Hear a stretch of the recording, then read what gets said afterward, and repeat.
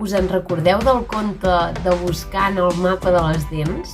Els habitants estaven estranyats. Una dent es movia.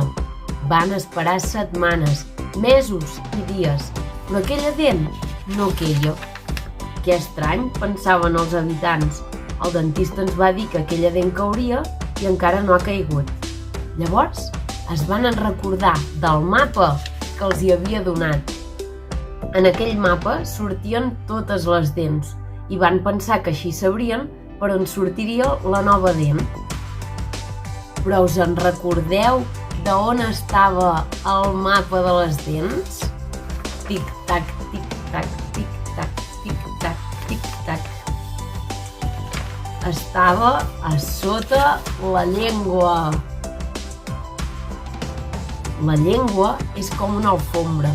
Queda tot el menjar enganxat a la llengua. Per això és molt important que, a part de raspallar les dents, també raspallem la llengua, perquè si no, les dents estan netes i la llengua ens les torna a embrutar. I us en recordeu què hi havia a sota la llengua? A sota la llengua hi havia molta aigua. Els habitants es van posar les ulleres i el tub de submarinista i van començar a nedar buscant el mapa de les dents. Però us en recordeu de com es deia aquella aigua espessa que hi havia sota la llengua? Tic-tac, tic-tac, tic-tac, tic-tac.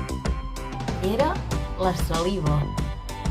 La saliva ens ajuda a tenir la boca humida i ens protegeix les dents de les càries. Per això és molt important que durant el dia bevem molta aigua i a la nit, abans d'anar a dormir, raspallem les dents i la llengua. I un altre dia us explicaré què vam veure en el mapa de les dents.